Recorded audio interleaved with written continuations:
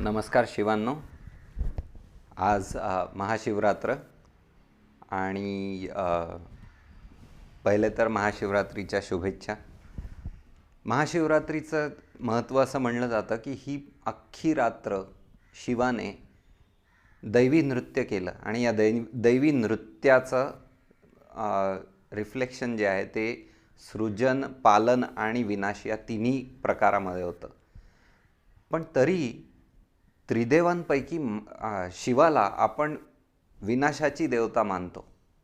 त्याचं तांडव नृत्य हेच आपल्याला त्याच्याबद्दल आठवण करून देतं. आणि हा काही योग आहे की काय आहे माहिती नाही, पण आजचे जे श्लोक आपण मनाच्या श्लोकांपैकी पाहणार आहोत ते सगळे मृत्यूबद्दलचे आहेत. सो कुर्सी की पेटिया बांध लीजिए. आपण आज फारच भारी श्लोक बघणार आहोत. जय जय रघुवीर समर्थ. गेल्या श्लोकापर्यंत आपण हे पाहिलं की मना तू काय कर, काय करू नकोस, त्यानंतर नीच बोलणे सोशीत जा, चंदनासारखा झीज वगैरे वगैरे वगैरे. आणि त्यानंतर एकदम ट्विस्ट दिल्यासारखं आपल्याला एक आध्यात्मिक ध्येय समोर मांडून ठेवलं की विदेहीपणे मुक्ती भोगीत जावी. शरीराची वासना सोडून दे आणि विदेहीपणे मुक्ती भोगीत जा असं सांगून तिथे एंड झाला. तो हायेस्ट पॉईंट कुठला आहे हे सांगितल्यावर समर्थ आता पुढे सांगतात, मना सांग पा रावणा काय झाले, अकस्मात ते राज्य सर्वै बुडाले, म्हणोनी कुडी वासना सांडवेगी, बळे लागला काळ हा पाठी लागी. तो हायेस्ट पॉईंट की जिथे तू विदेही हो, मी तूपणाची बोळवण कर, तू विदेही हो आणि मुक्ती भोगत जा, तिथून आपल्याला ते दाखवतात की बघ, एकदा बघून घे की तू या इहलोकी या जगामध्ये तू कितीही काहीही अचीव केलंस. रावणच का, इतके बाकी पात्र समर्थांना अवेलेबल होती की ज्यांची उदाहरणं देता आली असती, पण रावणच का, रावणाने त्याच्या पलीकडे कोणी काही अचीव केलं असेल या जगात असं काही नाहीच आहे. त्यांनी काळाला सुद्धा स्वतःच्या पायी ठेवलं होतं, नवग्रहांना बंदी केलं होतं, त्याने देवांना इतक्या वेळा जिंकलं होतं, त्यांनी शिवलिंग हिमालयातून दक्षिणेपर्यंत आणलं होतं. काय केलं नाही रावणाने? सगळं केलं. पण इतक्या सामर्थ्यशाली, इतक्या बुद्धिवान, इतक्या भक्त असलेल्या, शिवभक्त असलेल्या रावणाचं सुद्धा काय झालं बघ एकदा आणि सांग मला, असं समर्थ म्हणतात. तर काय झालं त्याचं? अकस्मात म्हणजे सडनली 2 महिन्याच्या काळात, 2 महिन्यापूर्वीपर्यंत एकदम तो काय म्हणायचं सम्राट आहे, सगळीकडे त्याचा दबदबा आहे, आणि 2 महिन्यात त्याचं सगळं बुडालं. हे सगळं कशामुळे झालं? तर अहंकारामुळे झालं. आणि अहंकार हा आपण जसा म्हणतो तसं की मी मोठा हा तर आहेच अहंकार. पुढच्या लाईनमध्ये ते सांगतात की म्हणोनी कुडी वासना सांडवेगी, म्हणजे देहाभिमानाला सुद्धा अध्यात्मामध्ये अहंकारच मानलेला आहे. त्याबद्दल ते सांगतायत. आत्तापर्यंत ते जसं सांगत होते की शरीराच्या दुःखाला सुख मान किंवा सुखाची वासना सोडून दे, त्या लाईनवर ते आता पुढे एक स्टेप नेत आहेत आपल्याला की नुसती सुखाची वासना सोडू नको, या देहाची वासना सुद्धा सोडून दे.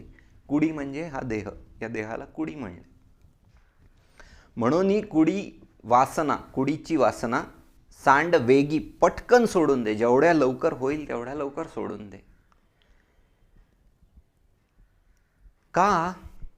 कारण बळे लागला काळ हा पाठी लागी, प्रत्येकाच्या पाठीमागे लागलेलाच आहे हा काळ. हा काही कोणाला सोडत नाही.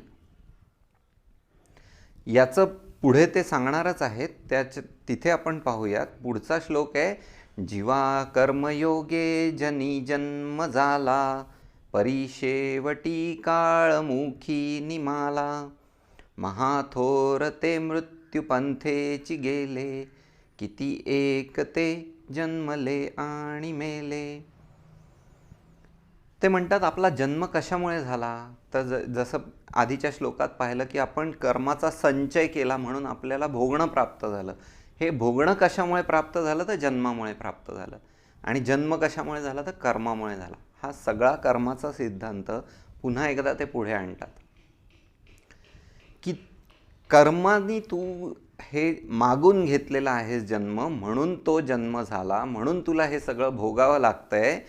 परी शेवटी काळमुखी निमाला, म्हणजे जीव मिळाला तुला, जन्म मिळाला, देह मिळाला, पण शेवटी तुला कुठे जायचंय, तर काळाच्या मुखात जायचंय. सगळ्यांना मृत्यूच्या धाडेत जायचंय. आता इथे आपण पुढचं वाक्य जे महाथोर ते मृत्यू पंथेची गेले, इथे तरी एवढंच म्हणून सोडून दिलंय. दासबोधामध्ये तर ते म्हणतात, म्हणजे एक अख्खा समास आहे, जवळजवळ 50-60 श्लोकांचा समास आहे की ज्याच्यामध्ये ते मृत्यूवर विवेचन करतायत आणि तिथे कसं कोणालाच काळ सोडत नाही हे सांगतायत. आता हे यात काही नवीन नाही आहे, आपल्याला सगळ्यांना माहिती आहे. पण तरी इथे सांगतो की मृत्यून म्हणे हा हयपती, मृत्यून म्हणे हा गजपती, मृत्यून म्हणे हा नरपती, विख्यात राजा. कोणी किती मोठा राजा असला तरी तो मृत्यूच्या पासून सुटणार नाहीये, वाचणार नाहीये. पण एवढं म्हणून ते थांबत नाहीत. गंमत बघा, ते काय म्हणतात, मृत्यून म्हणे हा थोर थोर, मृत्यून म्हणे हा हरी हर, मृत्यून म्हणे अवतार भगवंताचे. म्हणजे आपण कधी लक्ष देत नाही हो, पण अगदी जे अवतार होऊन गेले, राम असू देत, कृष्ण असू देत, कोणी असू देत, त्यांना देहाच्या मृत्यूपासून सुटका नाही. त्यांनी त्या मृत्यूच्या अगोदर मोक्ष मिळवून घेतला. ते अमर कसे आहेत हे समजून, जाणून, अनुभवून घेतलं म्हणून आपण त्यांना अवतार म्हणतो. पण देह सोडावाच लागतो. इथे ते म्हणतात की महाथोर ते मृत्यू पंथेची गेले. पण आणखी एक गंमत पाहूया की ज्ञानेश्वरांसारखी माऊली असे आणि आपल्या परंपरेमध्ये अनेक आहेत की ज्यांना असं वाटलं की माझं इथलं कार्य संपलं, मी आता परिपूर्ण आहे, ह्याच्यापेक्षा जास्त मला या जगामध्ये काही करायचं नाही आहे. आणि त्यांनी समाधी घेतली, इहलोकीचं कार्य थांबवलं, देह स्वतःहून सोडला. आणि म्हणून आपण त्यांना पूजतो. हे काही कुठल्या प्रकारे आत्महत्या आहे का, तर नाही. आत्महत्या जनरली माणूस आउट ऑफ डिप्रेशन करतो. इथे परिपूर्णतेचं सॅटिस्फॅक्शनची भावना आहे आणि त्यातून ही घेतलेली समाधी आहे.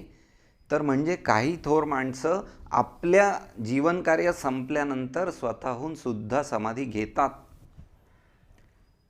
आणि बाकीचे किती एक ते जन्मले आणि मेले,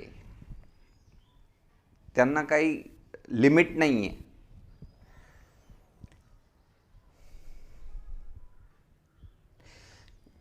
आणखी एक गोष्ट बघा की आपण एवढं या मृत्यूबद्दल बोलतोय, यालाही सोडत नाही, त्यालाही सोडत नाही, त्यालाही सोडत नाही.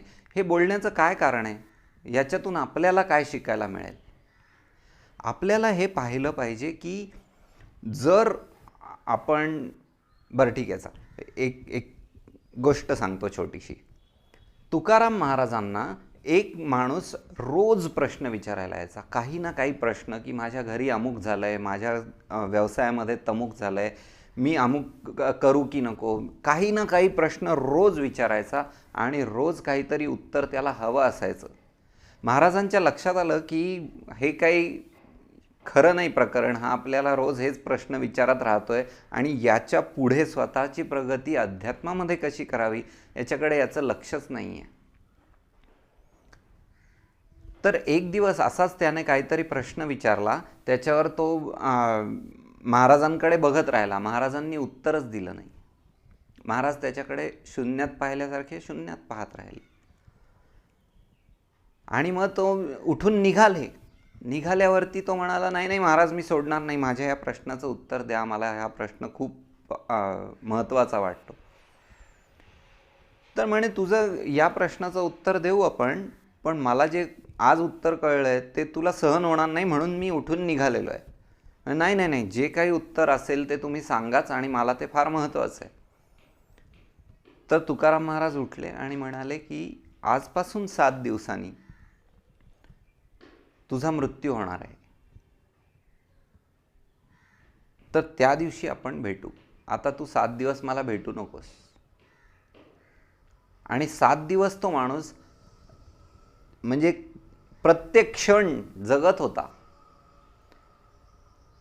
भीतीने म्हणा, आनंदाने म्हणा, प्रत्येक क्षण पूर्णतः जगत होता. 7व्या दिवशी जेव्हा महाराज त्याला जाऊन भेटले स्वतःहून, तेव्हा त्याला विचारलं, अरे तुझा अमुक अमुक प्रश्न तुला फार महत्त्वाचा वाटत होता, त्याचं उत्तर द्यायला आलो आहे. तो म्हणला, महाराज ते राहू देत, मी अजून जिवंत आहे, याची मला फार आनंद आहे याचा, तर तुम्ही ते उत्तर नाही दिलं तरी चालेल. म्हणजे इतका महत्त्वाचा वाटणारा प्रश्न, पण मृत्यूच्या समोर जेव्हा आपण जातो तेव्हा काहीही महत्त्वाचं उरत नाही. म्हणून ही मृत्यूची आठवण समर्थ आपल्याला करून देत आहेत.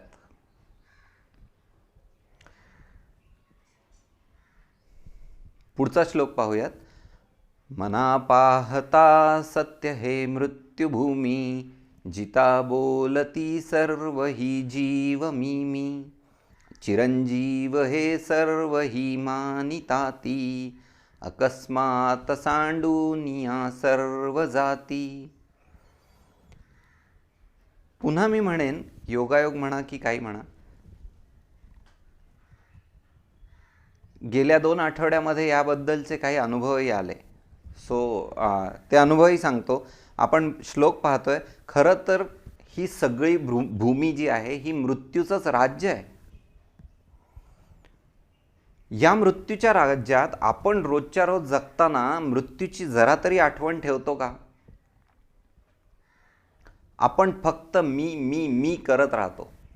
आणि या मीचा हायेस्ट लिमिट काय आहे की एखादा आपल्या ओळखीपाळखीचा, एखादा आपला नातेवाईक जेव्हा निवर्ततो, आपल्याला बरं वाटतं जरा असा शब्द वापरल्यावर, जेव्हा मरतो म्हणलं की जरा दुःख होतं. जेव्हा मरतो किंवा निवर्ततो तेव्हा त्या स्मशानामध्ये सुद्धा आपण आपला मीपणा सोडू शकत नाही.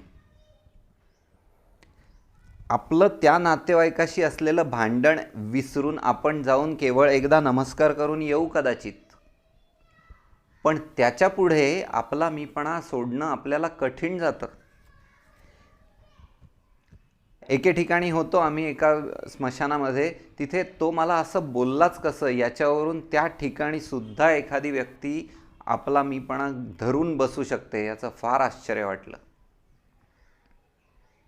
आता खरं तर तिथे काय घडायला पाहिजे स्मशानामध्ये गेल्यावरती, त्याचं उत्तम उदाहरण म्हणजे गौतम बुद्ध आपल्या प्रत्येक संन्याशाला सुरुवातीचे काही महिने स्मशानात जाऊन ध्यान करायला लावायचे. स्मशानात जाऊन काय ध्यान करायचं? काही नाही, तिथे जाऊन बसायचं आणि बघायचं कसं प्रत्येक देह, प्रत्येक पार्थिव धू धू करून जळतोय. एवढंच करायचं. मग एवढं हे का करायचं? त्यातलं मर्म जे आहे ते बुद्ध सांगत नसत त्यांच्या संन्याशांना, फक्त जाऊन तिथे बसा एवढंच सांगायचे. पण मर्म हे होतं की 2 महिन्यांनी, 4 महिन्यांनी, 6 महिन्यांनी का होईना, कुठेतरी कधीतरी त्या संन्याशाला त्या भिक्खूला ती आठवण यायची की अरे मी पण एक दिवस असाच जळणार आहे, की हा देह सुद्धा असाच जळणार आहे, काही उरणार नाहीये. आणि एक्झॅक्टली तेच पुढच्या वाक्यात म्हणतात समर्थ की अकस्मात सांडूनिया सर्व जाती. दुसरा अनुभव जो आत्ता 1 आठवड्याभरातच आला आहे की एक व्यक्ती दुसऱ्या व्यक्तीला लग्नाच्यासाठी विचारते, प्रपोज करते. लग्न होत नाही, वर्ष, 1.5 वर्ष, 2 वर्ष जातात आणि ही व्यक्ती जी आहे ती मरते तिच्या काही आजारामुळे, कशामुळे. आता ह्या मरणानंतर बाबा तो कोण होता, तर असा माणूस होता, तसा माणूस होता, आणि तो काय करायचा, हे हे हे व्यवसाय करायचा, आणि त्याची प्रॉपर्टी किती होती, 900 कोटीची होती. अहो पण ते 900 कोटी तो घेऊन जाऊ शकला का? 1 रुपया काय 1 पैसा सुद्धा नाही नेऊ शकला. सगळं इथेच राहिलं, सर्व सांडूनिया गेला. मग आपण जे काही आपल्या रोजच्या आयुष्यात धावपळ करतोय, दगदग करतोय, आपल्याला वाटतं आपण काहीतरी कमवतोय, प्रॉपर्टी कमवतोय, पैसे कमवतोय, त्याचा काही उपयोग आहे का? ते सगळं इथे राहणार आहे आणि आपण निघून जाणार आहे. ही आठवण जर आपण ठेवून रोजच्या रोज जगायला लागलो तर आपण कोणाशी भांडण, तंटे, वाद करू शकू का? आपले मतभेद आपण चटकन सोडून देऊ शकू की नाही? आणि जर हे घडलं तर आपल्या मनाला शांती मिळेल की नाही? किती परोक्ष मार्गाने तुम्हाला इथपर्यंत आणलं शांतीपर्यंत समर्थांनी, पहा तुम्हीच. Terrific talent. आता पुढचा श्लोक जो आहे तो आहे, मरे एक त्याचा दुजा शोक वाहे, अकस्मात तोही पुढे जात आहे. पुरे ना जनी लोभ रे क्षोभ त्याते, म्हणोनी जनी मागुता जन्म घेते. मरे एक त्याचा दुजा शोक वाहे. मगाशी मी म्हटलं की स्मशानात सुद्धा मीपणा असतो, पण ठीक आहे तेवढा नसेल कदाचित. आपण निदान एवढ्या लेवलला असू की अरे हा मेला, अरे अरे अरे आपल्याला किती दुःख झालं, आपण आपल्या आयुष्यात केवढी पोकळी निर्माण झाली. कदाचित आपला फार जवळची व्यक्ती असेल, तर अशा ठिकाणी आपण शोक तर खूप करतो, पण आपण त्या शोक करण्याच्या क्षणांमध्ये तेवढे क्षण आपल्या मृत्यूकडे पुढे सरकलो हे आपण विसरून जातो. म्हणजे थोडक्यात काय की तुम्ही समजा एका लाईनीत लागलायत आणि ती लाईन हलती लाईन आहे, तर तुम्ही तेवढे पुढे गेलात. मग जर तुमच्याकडे एवढाही वेळ नाही आहे तर मग वादविवादासाठी वेळ घालवण्यात काय अर्थ आहे, किंवा इतर कोणत्याही गोष्टीत घालवण्यात काय अर्थ आहे. आणखी एक छोटंसं त्याला इंग्लिशमध्ये कॉरलरी म्हणतात, या नियमाला पॅरलल नियम सांगतो. आपल्यापैकी अनेक जण काही नाही, टी व्ही बघतायत, सिनेमा बघतायत, यूट्यूबवर व्हिडिओज बघतायत, काहीतरी असं वेळ घालवण्यासाठी टाईमपास बघतायत. आणि हा टाईमपास आपण करतोय, याला इंग्रजीमध्ये म्हणतात he kills time. But they don't realise that time is killing them every moment. प्रत्येक क्षणामध्ये तुम्ही क्षण क्षण मरत आहात, ही जाणीव आपल्याला नसते. म्हणजे थोडक्यात काय, तर मला जर करण्यासारख्या 10 गोष्टी वाटतायत, तर त्यातल्या 1 किंवा 2 मला मनापासून काय करावं असं वाटतंय, ज्याच्यातून मला तुफान आनंद मिळणार आहे या क्षणामध्ये. हे केल्याने अमुक घडेल, मग ते घडल्यावर ते मिळेल आणि ते मिळाल्यावर मला आनंद मिळेल असं नाही. आत्ता मी बोलतोय, या बोलण्यामधून मला आनंद मिळतोय का, तर ते करावं, नाही तर सोडून द्या हो.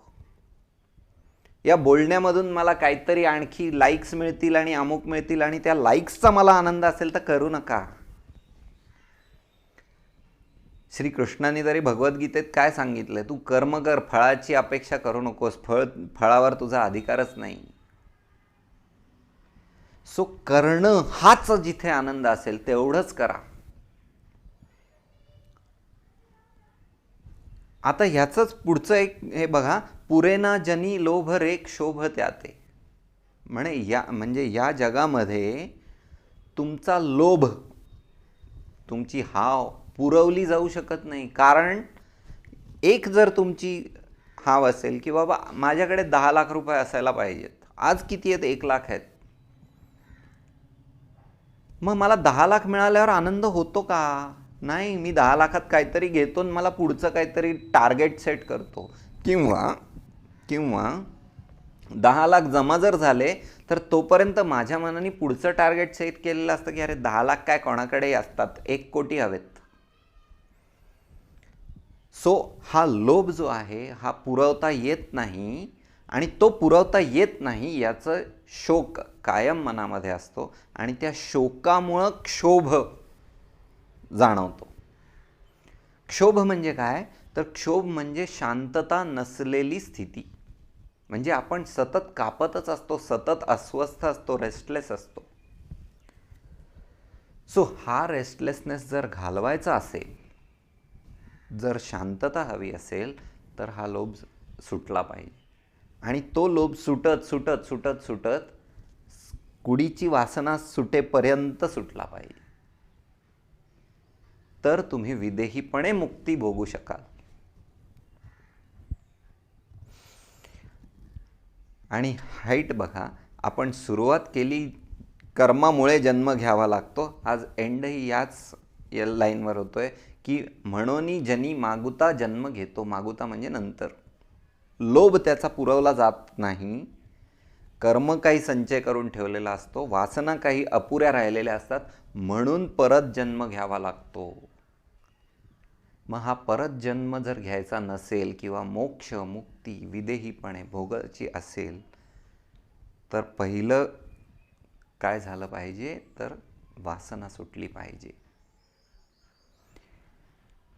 एवढं म्हणून आजचं विवेचन मी थांबवतो. तुम्हाला या आधीच्या व्हिडिओजची लिंक व्हिडिओच्या कोपऱ्यामध्ये मिळेल. तेही व्हिडिओज अवश्य पहा. धन्यवाद.